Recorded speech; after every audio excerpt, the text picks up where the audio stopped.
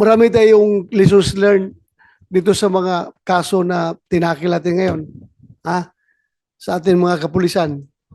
Number one, huwag kayo masyadong playboy. Ha? Doon sa kaso ng Camilon case, huwag kasi kayo masyadong playboy. Dahil pag kayo playboy, patong-patong ang problema. Hindi lang kayo magka-problema sa asawa nyo, sa pamilya nyo, sa mga anak nyo. Problema rin doon sa babae na kalaguyo ninyo. Yun na. Isa pang lessons learned. Huwag maglasing. Whether off duty or on duty. Huwag kayong uminom. Kasi itong sinususpect natin, sa Bilyo, kung hindi yung lasing, sigurado kung hindi niya babarilin yung tao. Lasing yun, walang control sa sarili. So, yun ang isang lessons learned natin doon. Yung isang kaso, yung kay Vicente, anong lessons learned natin doon? Ha? Ano no?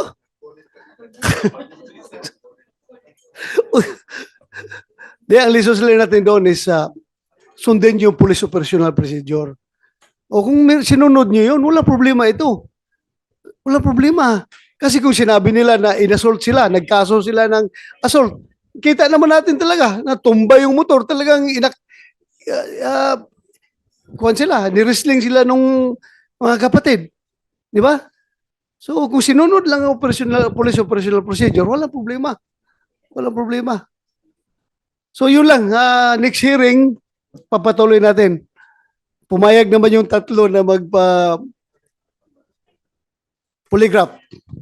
Yung dalawa naman doon, magpo-polygraph. Tingnan natin yung result. Kung sino sa kanila nagsinungaling. Malaman natin yan. Kung lalabas na nagsinungaling yung mga nag-accuse, pwede natin i-contempt rin yun. Di ba? Hindi lang ang pulis. Hindi. Ito namang committee na ito is patas ito. Hindi ito pulis lang ang DDN dito. Patas tayo dito. Paglabas sa polygraph test ng dalawang parties, pag hindi nag-lie yung pulis, tapos nag-lie yung testigo, they can be cited in contempt.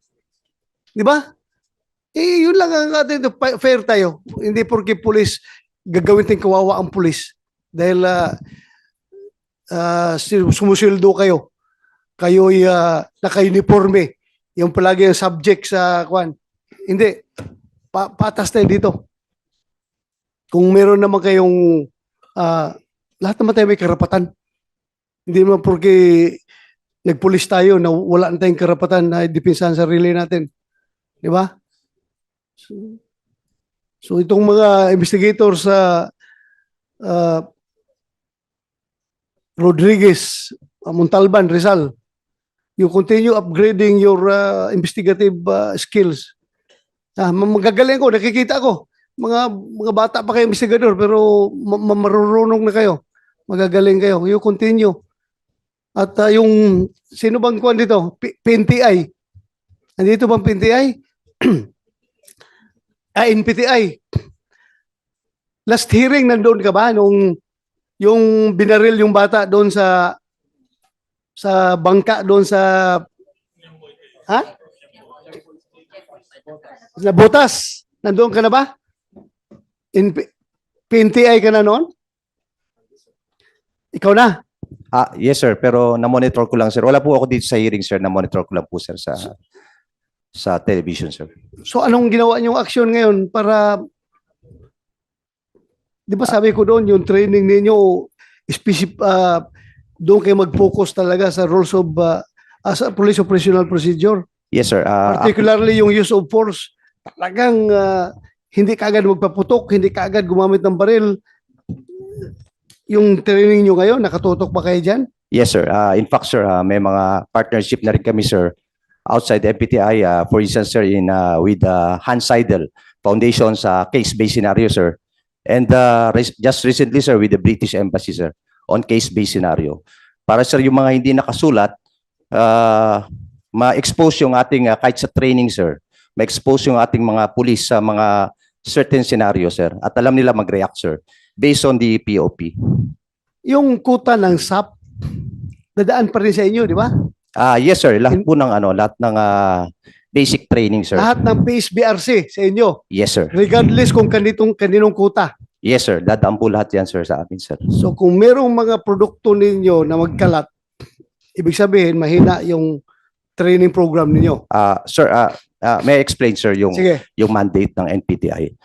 The mandate of NPTI sir, based on RA 11279, ito po yung absorption sir ng NPTI is to provide mandatory trainings to police non-commissioned Oh, officers. mandatory training. Yan po yun sir. And observance of the police Yes, sir. operational procedure is a part of the mandatory training. Kasi yan ang pinaka-core duty, core function natin. Anong core functions ng police? To serve and protect sir. Hindi. Prevent Dalawa lang crime. yan.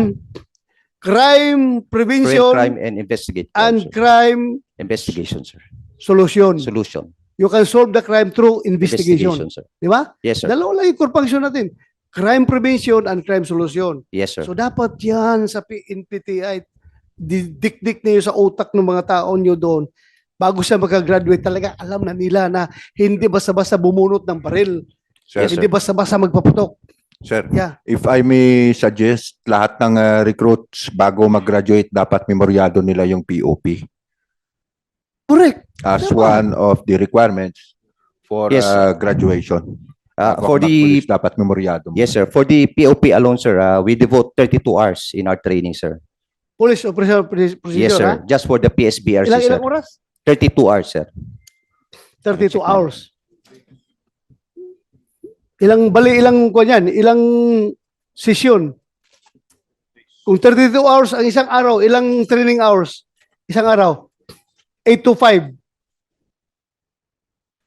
8 to 5. Ilang oras yan? 4 days sir. Ha? 4 days. Kulang. Dapat may meron pa kayo mga field training exercises dyan eh. Kumbaga, kuhaan kayo ng mga senaryo na nanghuli kayo, tumakbo Yes, sir. ang suspect, okay, nakipagbarila ng suspect, ang dapat explore talaga yung student, dyan tayo mahina. Yes, sir. Nakikita natin, kung malakas tayo dyan, wala itong ganitong mga kaso. Wala tayong ganitong kaso ngayon na inimbestiga. Diyan tayo kulang. Sinong PO-an dyan? Yung patrolman. Patrolman. May patrolman ba dito? Anong next rango ng patrolman? Police corporal sir. Wala nang patrolman first class. Wala na po sir. Wala na. Corporal diretso. Yes sir. Sinong police corporal? Investigador ka eh. Yung sa likod mo. Investigador ka rin. Sinong police corporal? Wala. Tanungin natin sana kung yung ordinaryong police on the beat, police on the streets, hindi yung investigador. Kung alam niya yung police operational procedure, POP. So, in PTI, we expect na yung produkto ninyo, pag tanungin about POP, kahit anong tanong, masasagot nila, dikdikin nyo lang gusto sa training. Your Honor, may I correct my previous statement sir? Yes. Just for the police operational procedures, we devote 132 hours. 52 hours lecture and 80 hours case-based scenarios. Kalaki naman pala eh. Yes sir. So kung magamit nyo ng husto yung oras na yan, talagang maganda ang produkto ninyo. Yes sir.